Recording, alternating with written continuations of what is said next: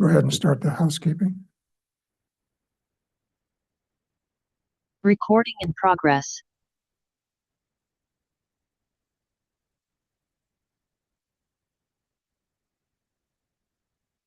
Thank you for participating in today's meeting.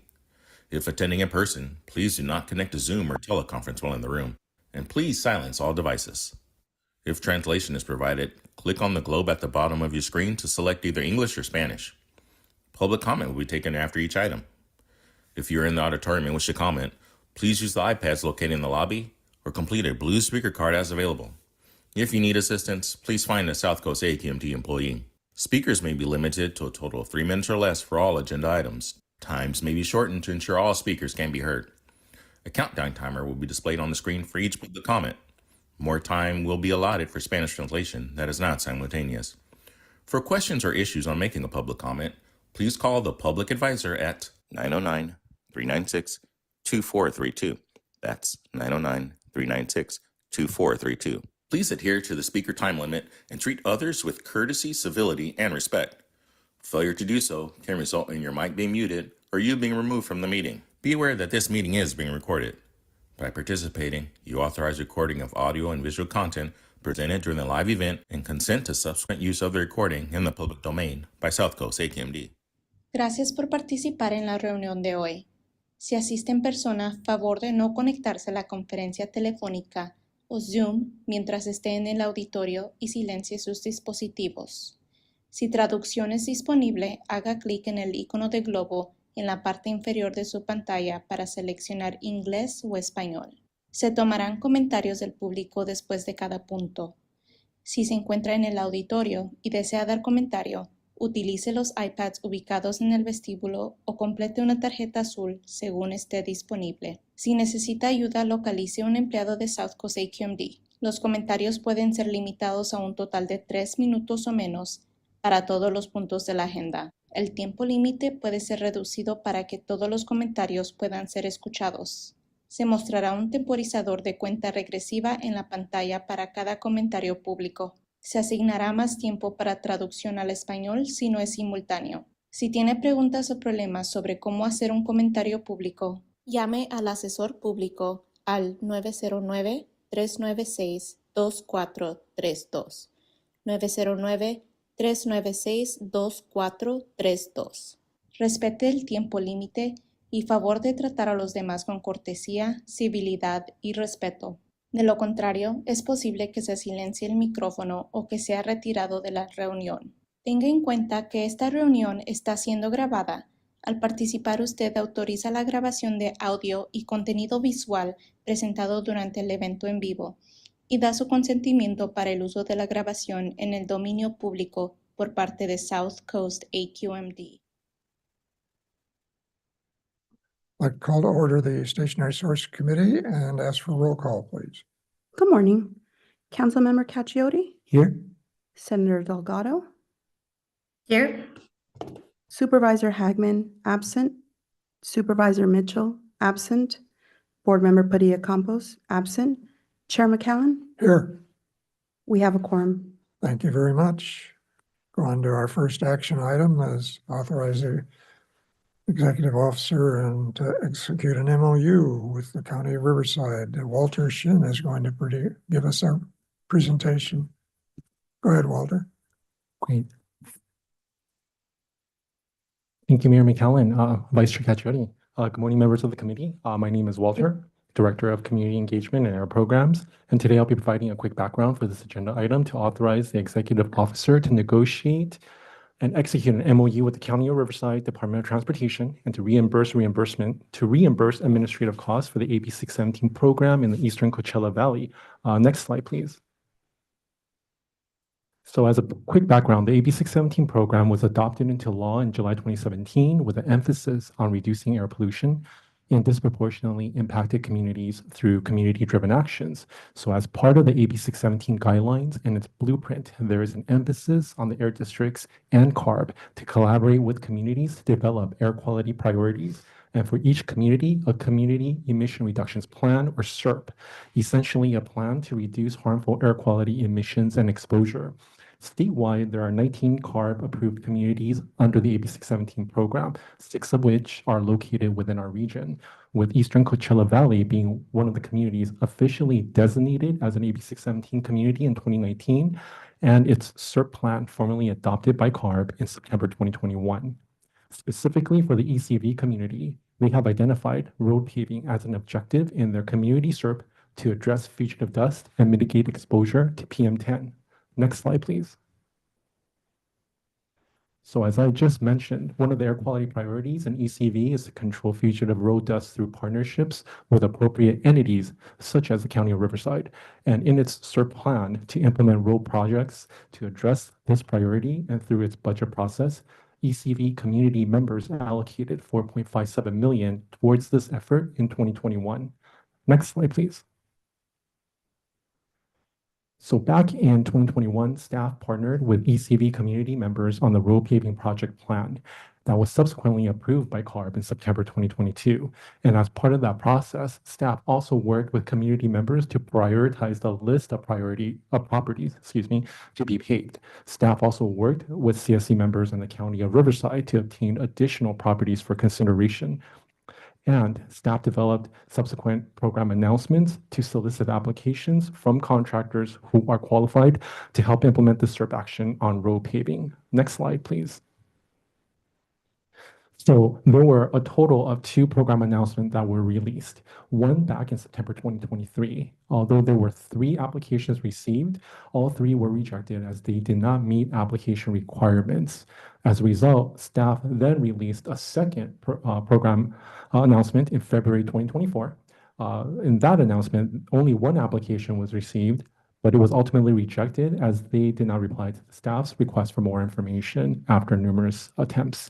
Next slide, please. So the County of Riverside Department of Transportation throughout the process of these 2 program announcements have been in constant communication and supportive of our staff efforts. Through further discussion with leadership to develop a new approach to implement the CERP action to control fugitive dust, staff leveraged this collaboration with the County of Riverside Transportation Department and initiated discussions to develop an MOU with the County of Riverside Transportation Department would help AQMD implement this CERP action. In initial discussions on the MOU with County of Riverside, it will be proposed that they will develop the paving project site plan, obtain documentation, and hire subcontractors, and basically oversee project implementation, where South Coast AQMD will then reimburse the County of Riverside for project costs, and up to 25% for funds for non-construction costs, including permitting, design, and administration, as well as up to 10% that will be budgeted for contingency costs. Next slide, please. So staff is recommending the following actions. Authorize the executive officer to negotiate and execute an MOU with the County of Riverside Transportation Department to implement paving projects in ECV and to appropriate up to $4.57 million from Fund 77 to spend towards this implementation effort, and also to reimburse the County of Riverside Transportation Department up to $4.57 million, including up to 25% for administrative costs and 10% for contingency costs. That concludes my presentation. I'll be happy to answer any questions. Thank you, Walter, for the presentation. Any questions from committee members? Seeing none, we'll ask for public comment. I don't have any speaker slips here for public comment. No speakers on this item. Okay, is there anyone in the online who wishes to comment? Seeing none, bring it back to the committee for discussion and action. Mr. Chair, I'll move the item. Second. We have a motion and a second. Would you call for the roll? Vote, please. Councilmember Cacchiotti? Yes. Senator Delgado? Yes.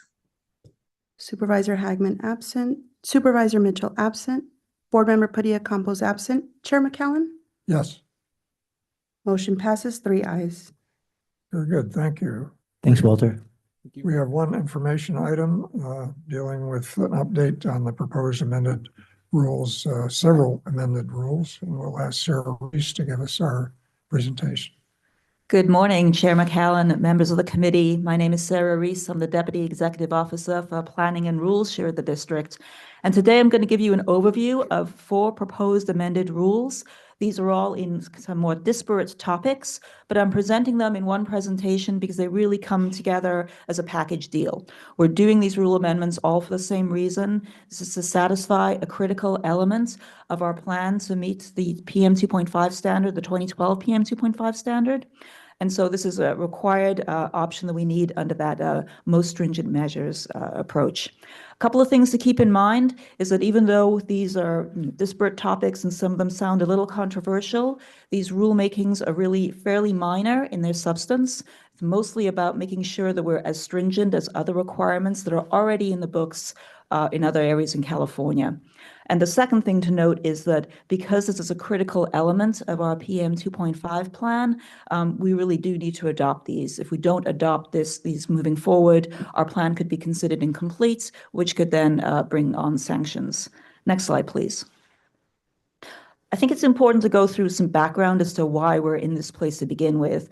Again, this is an element of our plan to meet the 2012 PM 2.5 standard, that 12 microgram per meter cube standard. And you might ask, why is Sarah talking to me today in 2025 about a plan to meet the 2012 standard? Shouldn't you have done this years ago? And the answer is we did. We did. Back in 2017, we submitted a plan to EPA on showing how we were going to be able to attain that standard. We submitted that to EPA, and EPA sat on it, and they didn't take action. They didn't take action. 2020 rolls around, and EPA says, whoa, your plan, it doesn't include or consider the data from near road monitoring. And we said, well, no, it doesn't, because back when we submitted that plan, we didn't have near road monitoring data. And EPA is like, well, we want you to look at that near road monitoring data now and do a new attainment demonstration showing that you can still attain the standard, even considering this new data. We went back and forth on that. Our position was that EPA should have evaluated the plan at the time that we submitted it, because you don't time travel into the future and see what future data looks like. But that's where we were. In 2023, EPA said, we're going to disapprove this plan because the near road monitoring data is high and you can't demonstrate attainment considering that data. We withdrew the plan at that point because we wanted to avoid sanctions. If EPA had disapproved the plan, that would have started a sanctions clock. We then worked hard to develop a new plan. We submitted a new plan to EPA in 2024. EPA then, shortly after we withdrew the plan, they had issued a finding of failure to submit. So that did start a sanctions clock. By submitting that plan, we were able to help avoid that. When we did submit the plan, we did ask for an extension of time on the attainment date. It's something we're allowed to do under the Clean Air Act. We asked for a 5-year extension, so that attainment date is now in 2030. Next slide, please. When you ask for an extension of time under the Clean Air Act, though, that's when we had required to do this most stringent measures analysis. So that's why we needed that additional component to the plan. And what that analysis is, as its name suggests, you just look to make sure the measures and the controls you have in place are as stringent as other states or other districts in California. And so when we went through our PM plan, we identified 4 areas that needed to be tweaked as a result of this. So our Rule 223, which is requirements for confined animal facilities, 445 for wood burning devices, the 1133 series on composting and green waste, and then 1138 for control of emissions, PM emissions from restaurant operations. Next slide, please. Given that finding of failure to submit that EPA had, we were on a sanctions clock that was set to expire the end of August of this year. The MSM component is the last thing that we need to submit to EPA to be able to shut that off. And so, this is the last element that we need so that the plan can be complete. And as you're aware, if sanctions adhere in the district, that's where you have the 2-for-1 offsets that make permitting a lot more difficult. Eventually could result in the withholding of federal highway funds, as well as ultimate federal takeover of air quality planning. So it's really important that we're able to adopt this bundle of rulemakings and be able to turn that off. Next slide, please. Okay, I'm going to go through all 4 of the rules, hopefully fairly quickly, and then reserve questions on each of them at the end. First, I'm going to start on Rule 223. This is for large confined animal facilities. It requires them to get a permit and basically implements manure management protocols to reduce both VOC and ammonia emissions. Both VOC and ammonia are chemical building blocks that help form PM in the atmosphere, so that's why we seek controls for those. It's a requirement that we already have on the books here in South Coast. Next slide, please. What we're looking to change in this rule amendment is basically lowering the thresholds for these facilities of animals that are present, such for what would then meet the definition of a large confined animal facility. So it's lowering the thresholds on dairy down to 500 milking cows, for chicken down to 400,000 chickens, for ducks down to 400,000 ducks. In our region, this only makes a difference on the dairies, on the milking cows, where it doesn't really impact the chicken and duck farms. What it would then require is these new facilities that are now subject to these requirements, they would have to submit a permit by January of 2027 and then obtain that permit to operate by January 2029. And the permit would include those requirements for manure management. Next slide, please. We did hear as we went through the rulemaking process that some stakeholders thought that they would actually be changing their operations in the future, either so that they would not have as many cows at their facility or perhaps even close operations. So we provided an alternate compliance path that if that looks what's going to happen, you don't have to submit a permit. Instead, you would notify us of your intent to reduce throughput or cease operations. And then as long as you had met those requirements, you would not need a permit by that January 2029 date. Next slide, please. In terms of emission reductions and cost effectiveness, we are getting some fairly, for this category, significant emission reductions on ammonia. It's approximately 12 dairy farms that are going to be required to obtain permits under this new revision. Again, none of the poultry or duck farms are impacted. The costs are fairly minimal for this. For all 12 dairies, annual compliance cost of just over $10,000 a year. Next slide, please. In terms of remaining key issues, we have been asked by stakeholders to go back to EPA to see if this is still required as MSM. One comment had been, well, EPA had asked you to do that, but that was the last administration. This is a little different now. We'd also been asked that because other districts that have these lower thresholds in place, they do that to meet ozone requirements instead of PM. So we have gone back to EPA multiple times to ask, do you really need us to do this for PM? They have continued to say, yes, this is required. I know these stakeholders have also gone back to Region 9 themselves, as well as to headquarters. And so far, the answer is still that this is required. Next slide, please. Okay, now I'm going to switch to Rule 445. This is for residential wood burning. We put restrictions in place to try to reduce PM from those devices. Key requirements here is that we prohibit wood burning on no burn days. So these are days where we forecast PM levels are going to be high. So we want people to restrict burning during that time to try to bring down the PM levels. And then also we have restriction on installing wood burning devices for developments that start after 2009. Next slide, please. Okay, in terms of the proposed rule amendments, right now we're lowering the threshold by which we would call a no burn day from 29 microgram per meter cubed down to 25. This is consistent with what other air districts have in place. This would increase the number of no burn days that we have from 26 to 36 days. The other change we're making here is removing one of the exemptions. We have a series of exemptions by which even if it's a no burn day, you can still burn. So for example, ceremonial fires are exempt. If you're burning at a location that's above 3,000 feet, you're not subject to the no burn days. What the exemption we're removing here is on low income. Turns out we're the only district and the only air agency in the country that has a low income exemption. Other areas have like sole source of heat exemptions. So if you're reliant on wood burning for sole source of heat, you don't have to adhere to the no burn days. We also have that exemption there, but nobody else has this low income exemption. And so that's an exemption we're going to have to remove. You're still, if you fit any of the other exemption categories, that still works for you. And we think there's probably significant overlap in this area of folks who, if they were going to rely on low income, they would be in sole source. It's also wood burning is usually pretty expensive in this region because we don't have ready access to cheap sources of wood. So we don't think there's going to be much impact there. Next slide, please. The other piece we're looking to do here is not part of MSM, but this really came out of the fires that we experienced this past January. So because this rule in its current iteration does not allow for construction of new wood-burning devices in new buildings, and we've suffered a devastating loss of thousands of structures as a result of the wildfires in January.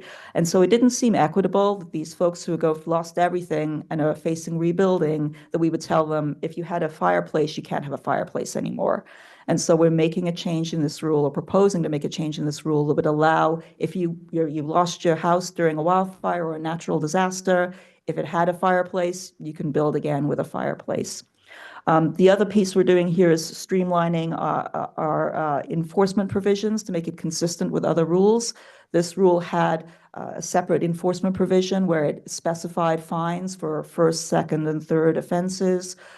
We're just taking that out, which is consistent with how we administer the rest of our rules. Next slide, please. In terms of emission reductions, we're getting 0.25 tons per day of PM reductions, which is, not insignificant. We don't think there's going to be any change in emissions as a result of removing the low-income exemption, because we think that that's really small, and it's also really uncertain how much is out there on that. Minimal cost impacts expected. In this area, wood burning really is an aesthetic ambiance thing, not really for heat. And also, we're not requiring change out of wood-burning devices. Next slide. Okay, now I'm going to move on to the 1133 series of rules. This is for composting and green waste, and there's a whole series of them here. Next slide, please.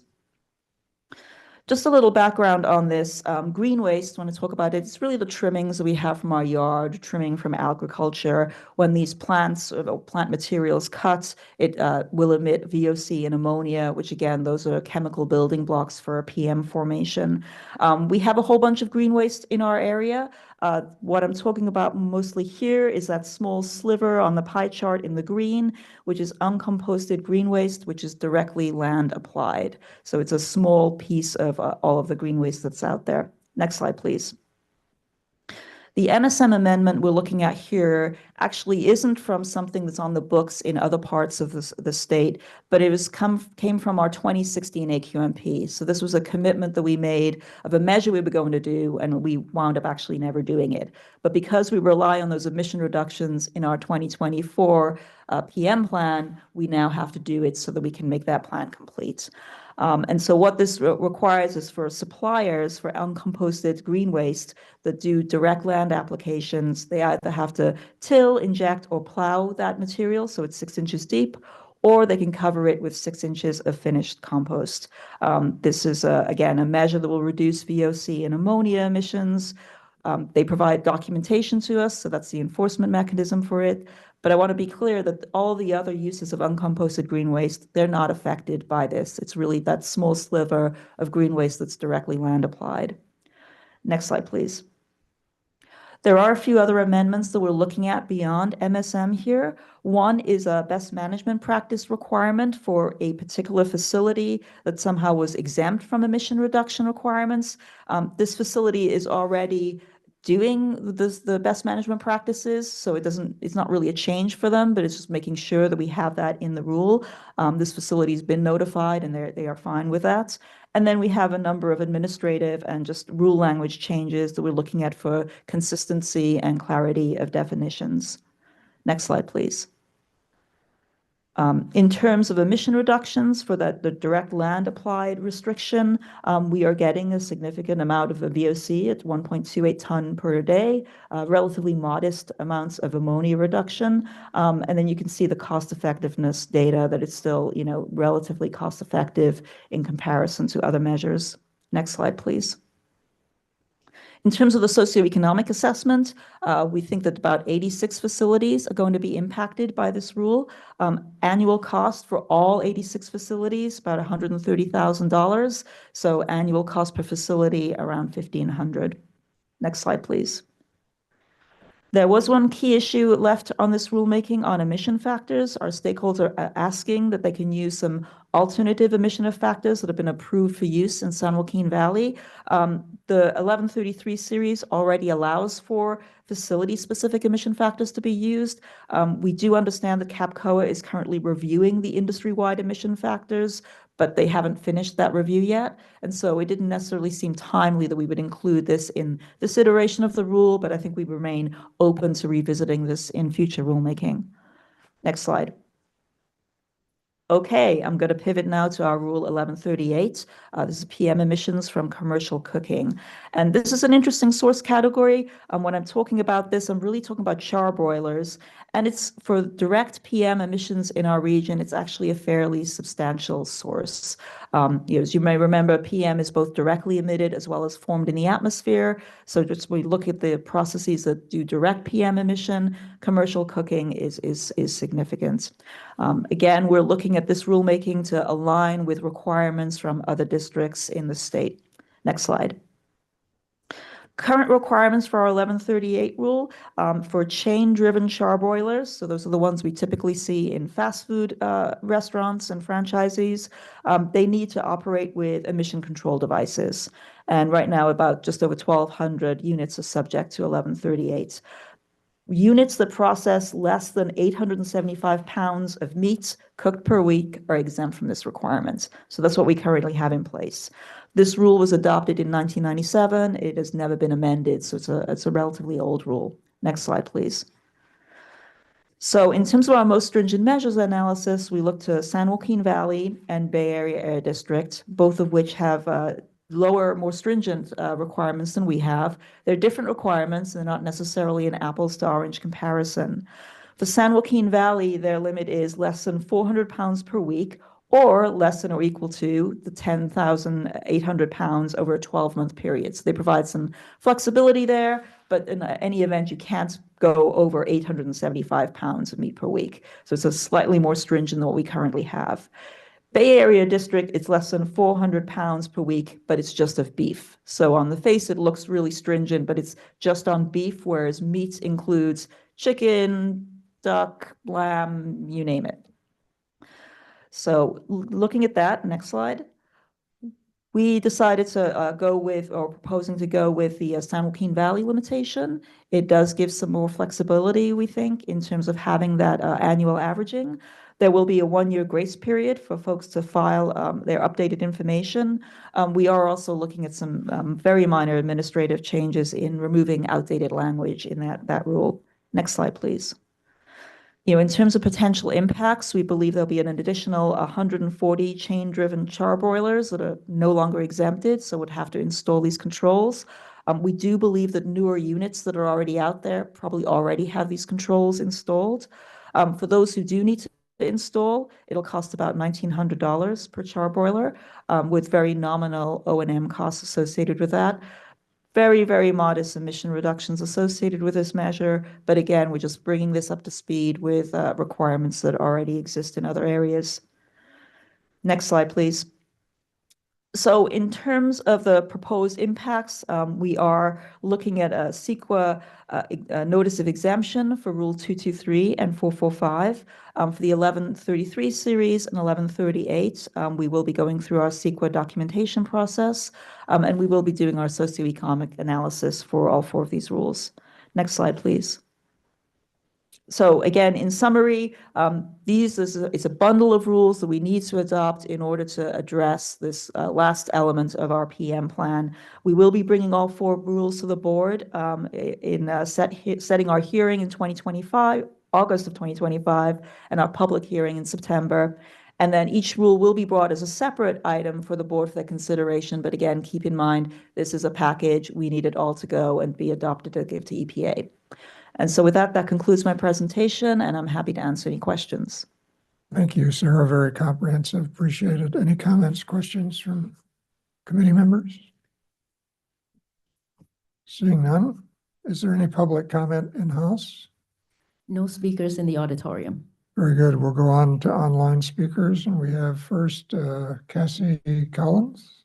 Chair, before you start, I just, unfortunately, I have to drop off. But I think I voted on the item that needed a motion, so I Okay, think quorum is going to be an issue, but, have a good weekend. okay, bye. Safe weekend. Sorry, go ahead, Casey.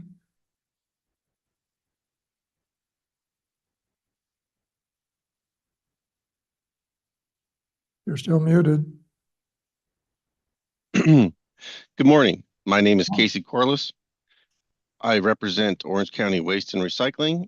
OCWR operates one of the nation's best solid waste disposal systems, including 3 compost greeneries that serve residents and businesses across 34 cities and unincorporated areas. Currently, we have 61 pending permit applications with AQMD.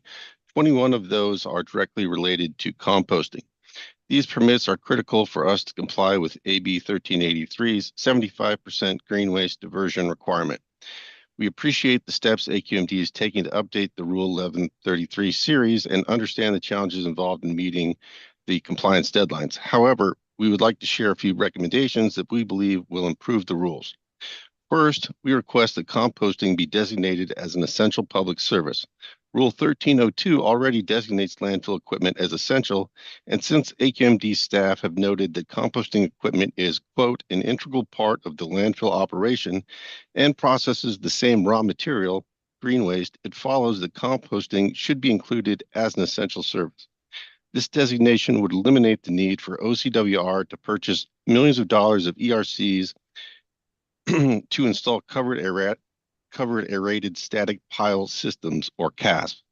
Second, we urge AQMD to update the rules to encourage adoption of covered aerated static pile technology.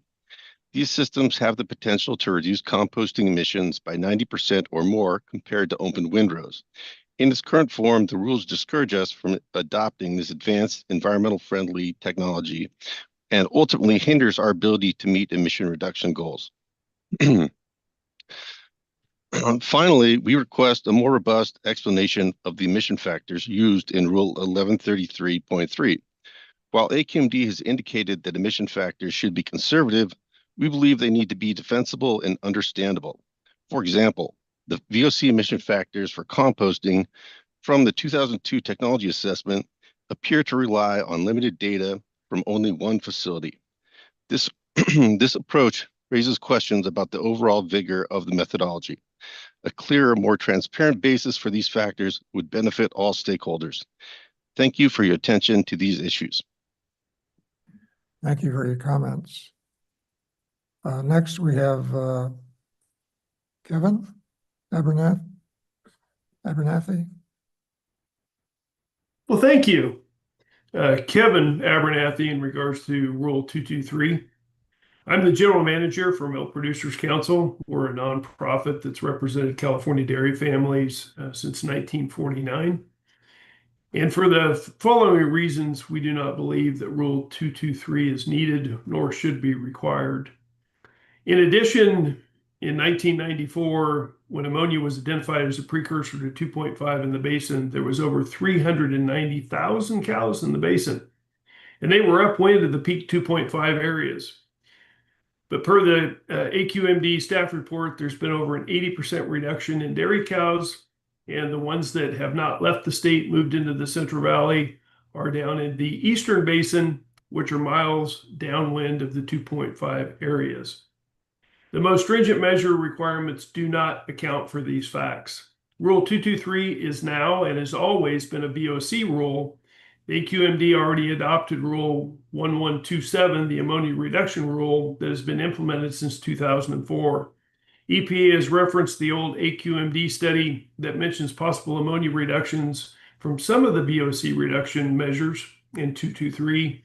But Dr. Julia Lester, now with Ramble, who was the AQMD supervisor for development of the Rule 1127 and project manager for cited studies, states that the ammonia reductions attributed to the VOC reduction measures were never peer-reviewed by the agency/stakeholder groups or the Dairy Permitting Advisory Group that I used to sit on for use in dairy emissions inventories or regulations. Dr. Lester still is of the opinion that this old study cannot be used to claim regulatory ammonia reductions as suggested. As noted in the AQMD staff report, of the 12, actually my nephew has now had to leave the valley due to development. So we're down to 11, according to the data provided to you. Rule 223 requirement menu options are already being done. Thus, no new reductions are anticipated, and these small farms, which is the only small farms left in California, will be paying $2,400 for initial permit fee and $500 annual cost. For AQMD to account for all these incredibly small 0.15 tons per day of already achieved reductions in their SIP, this is not responsible regulatory action and very burdensome on what's left of the small family farms in the basin. MPC has always been at the forefront since the inception and has always been driven by science, equally willing to do our part for public health when the science drives us in that pathway. It simply isn't the case in this circumstance. We're trying to put a square peg in a round hole. Thank you for your comments, Kevin. Next, we have Harvey Etter.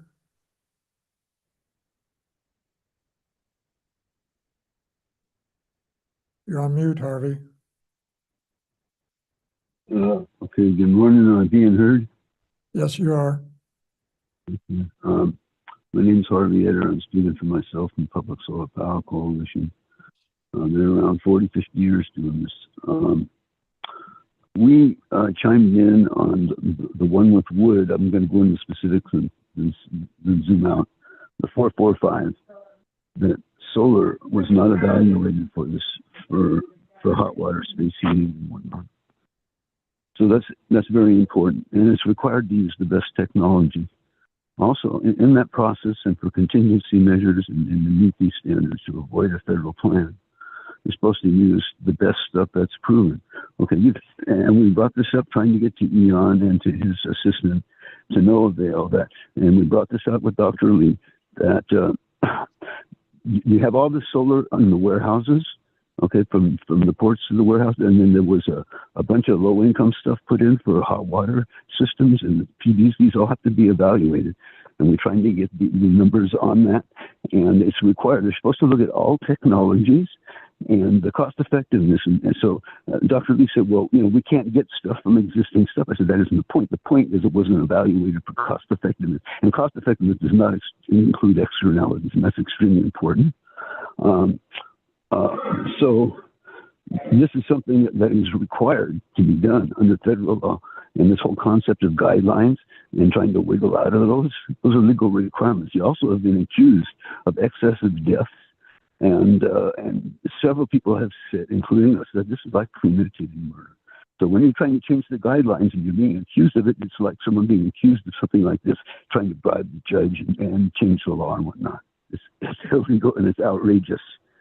Okay, so there's other stuff. So the whole process in analyzing this is deficient, and the sanctions are on their way. And when we get stifled, it just further, poisons the process. Rotten root, rotten feet. We did not evaluate the Solar New Deal. This was from Dr. Burke, working with him 10 years ago, and the Sunshot program, DOE, that model after Moonshot. That's how we got to the moon, and it was not evaluated. And it's really outrageous, and it's got to be stopped and done now.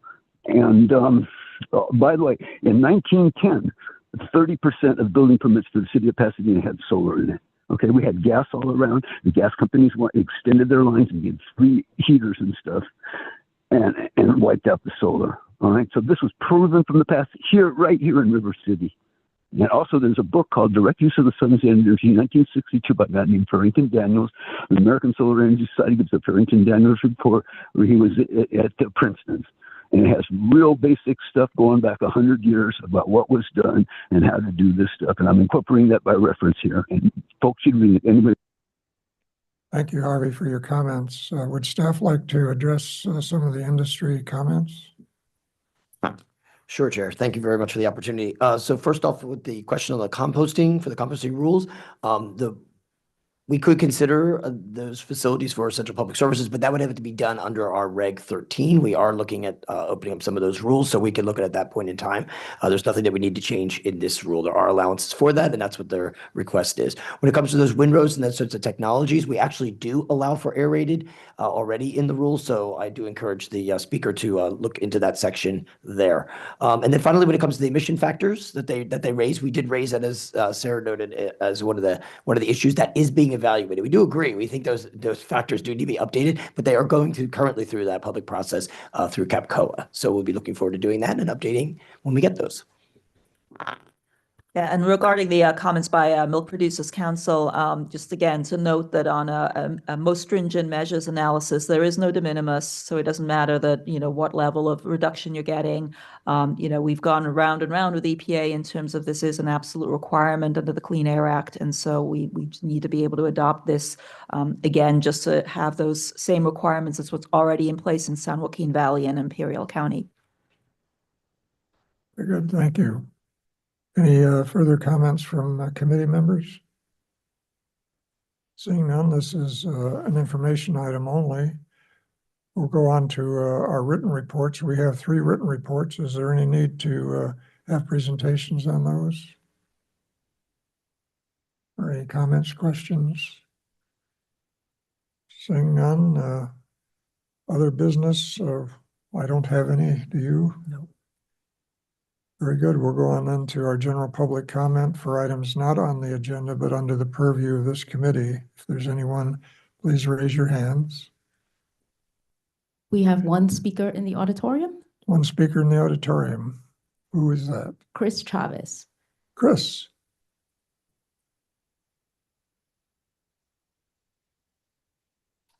Good morning again, board members. Chris Chavez, Coalition for Clean Air, speaking on both Rules 1111 and 1121, which were directed to come back to this committee, as well as the Go Zero program. First, I want to thank the 5 board members who voted yes and spoke in favor of the amended rules. I know Chair Delgado was here earlier, Vice Chair Cacciati. Thank you for your commitment to fulfilling South Coast AQMD's mission and obligations. As a former state Senate staffer, I have some insights in what it's like to face the onslaught of opposition fueled by disinformation. I also know that going against SoCal Gas, which made just under $1 billion in profit last year, was not easy. I won't repeat all my comments from the letter submitted yesterday, other than say that abandoning your AQMP commitments and your obligation to implement all feasible control measures as soon as practically possible will have consequences. Those consequences, as a reminder, include $25 billion in healthcare costs, over 1,000 asthma attacks, and almost 2,500 premature deaths. And that's before getting into any federal sanctions that may stem from the district's persistent and now willing non-compliance with the clean air standards. The district cannot pick and choose what emission reductions it will achieve. If you're not going to clean up the space and water heating sector and you're not going to clean up the ports, where are you going to get an equivalent amount of emission reductions? With that said, I also want to echo some comments you'll be hearing today in support of the Go Zero program and emphasize the need to implement this program as expediently as possible.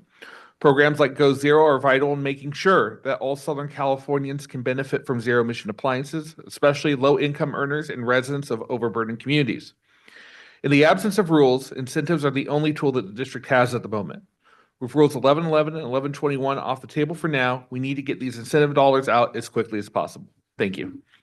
Thank you, Chris, for your comments. Anybody else in house? No other speakers in the auditorium. We'll go to our online. Anne?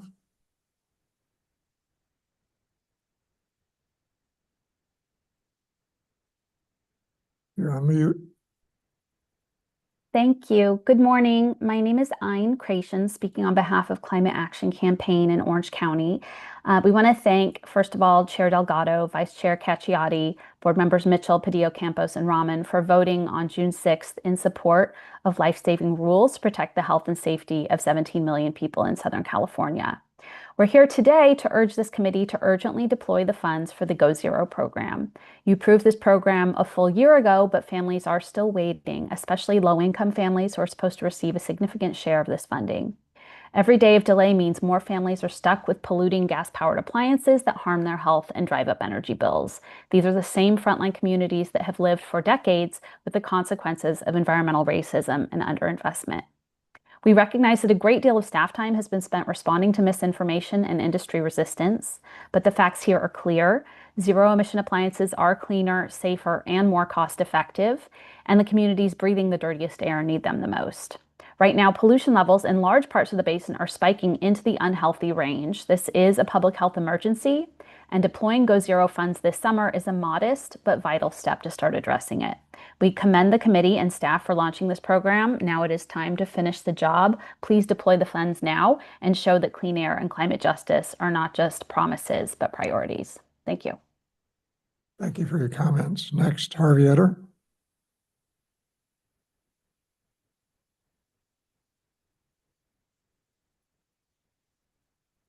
Hello, am I being heard?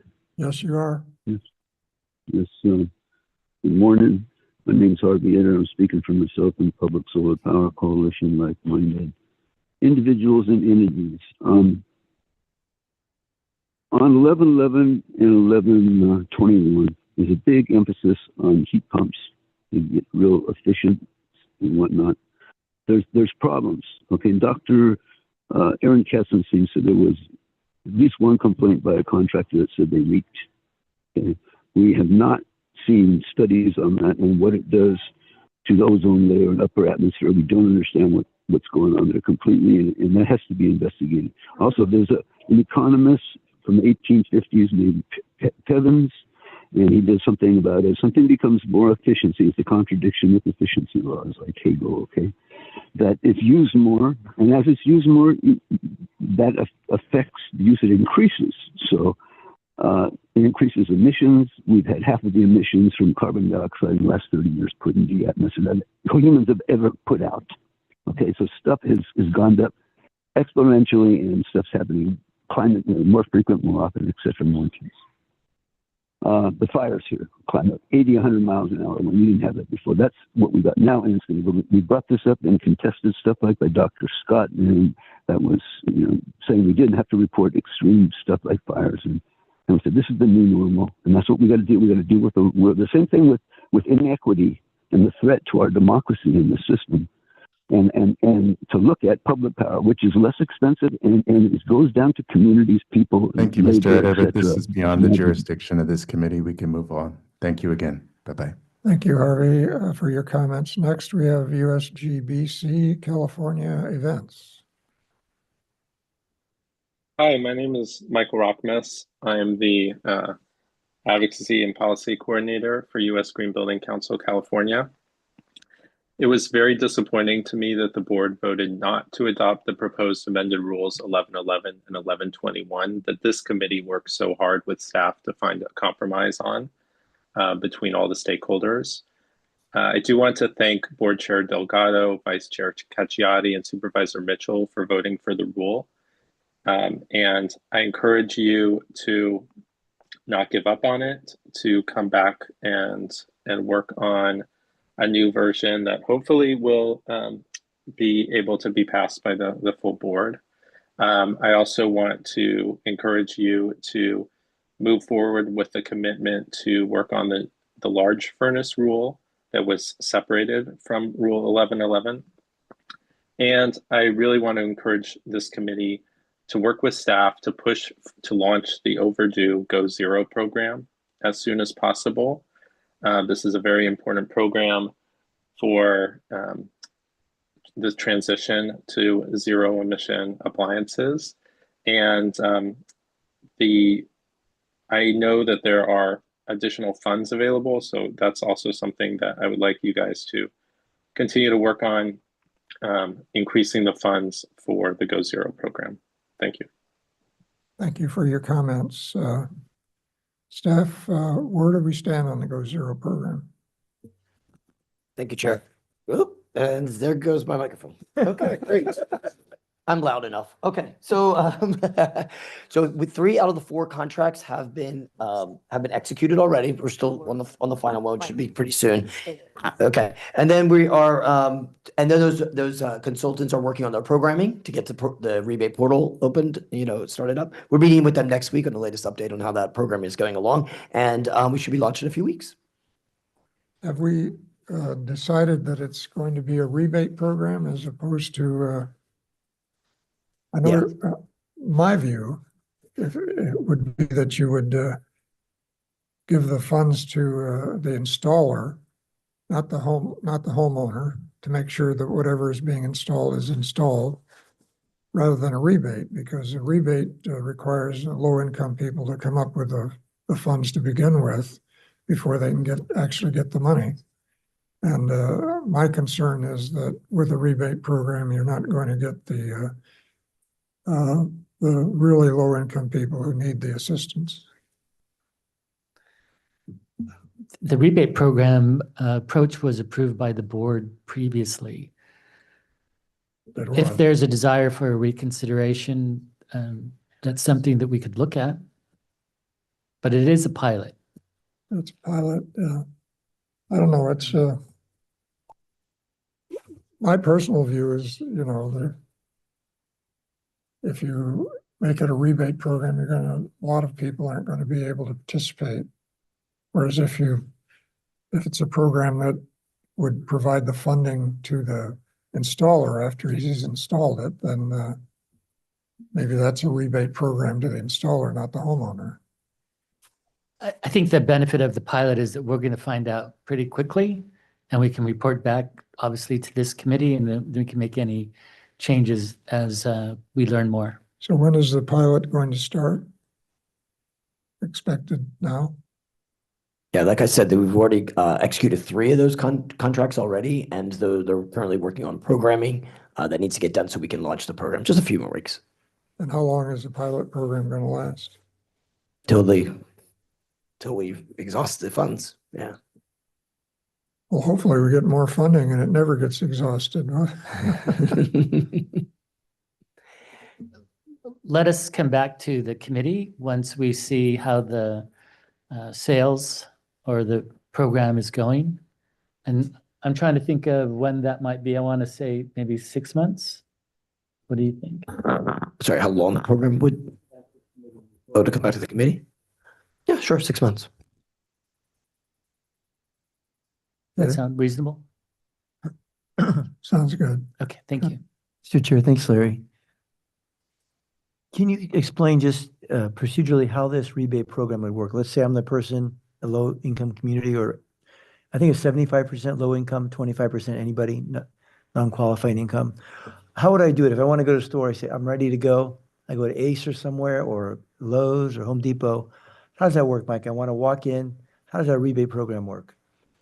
Right. So we're sort of mimicking kind of how our current rebate program works. There's a portal, an online portal that they can go to. There are certain things that they need to submit, showing that they've purchased this new unit, et cetera. With regards to the they apply, whether they're eligible for the overburdened community area. That's usually done by zip codes, and the portal sorts that out.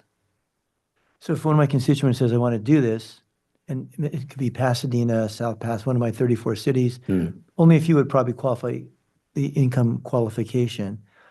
They would just, again, there's a portal available online. They go in a store, they see what they like, they can see if it fits.